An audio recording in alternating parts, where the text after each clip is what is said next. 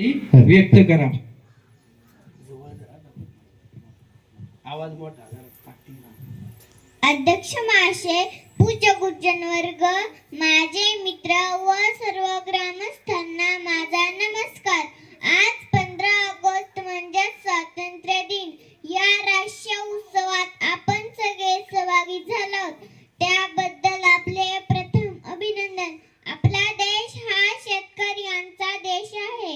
आता उठ उसारे रान, आता पेट उसारे रान, शेतकऱ्यांच्या राज्यासाठी लाव पणाला प्राण. बाबांनो, शेतकरी जगला तर संपूर्ण देश जगेल, म्हणून आपल्या देशात शेतकऱ्याला महत्त्व आहे.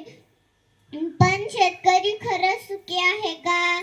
जरा विचार करा. शेती आपली आई आहे, तिला वाचवा. चांगले शिक्षण घेतले तरच प्रगती होईल. चांगले शिक्षण हे आपल्या जिल्हा परिषद शाळेत मिळते. जर वाचली जिल्हा परिषद शाळा तर शिकली गरिबाची मुले.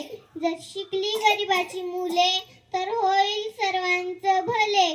तशी मी अजून लहान आहे, पण एक गोष्ट मी ठरवली आहे. मी सत्याने वागून डॉक्टर होणार व गरिबांची सेवा करणार. एवढे बोलून मी माझे भाषण संपवते. जय हिंद, जय भारत. किती सुंदर आणि स्पष्ट विचार, कुठेही अडखळली नाही. जिथं स्वल्पविराम होता तिथं स्वल्पविराम घेतला, जिथं पूर्णविराम होता तिथं पूर्णविराम, आणि जिथं तुम्हाला उपदेश करायचा होता तिथं आवाजात बदल होता. खरोखरच एवढ्या लहान वयामध्ये ही समज आहे, हे त्यांच्या माता पित्यांचं भाग्य, आमचं भाग्य. आणि म्हणून पुन्हा पुन्हा विनंती आहे की आपली शाळा, जिल्हा परिषद शाळा ही टिकली पाहिजे, आणि हे फक्त तुम्ही करू शकता. आणि ती जबाबदारी आमची आहे की गुणवत्तापूर्ण शिक्षण देण्यासाठी आम्ही सुद्धा आग्रही राहिले पाहिजे. अन्वीचे आणि तिच्या शिक्षकांचे आणि आई वडिलांचे मनपूर्वक आभार. धन्यवाद. हा सर बोला.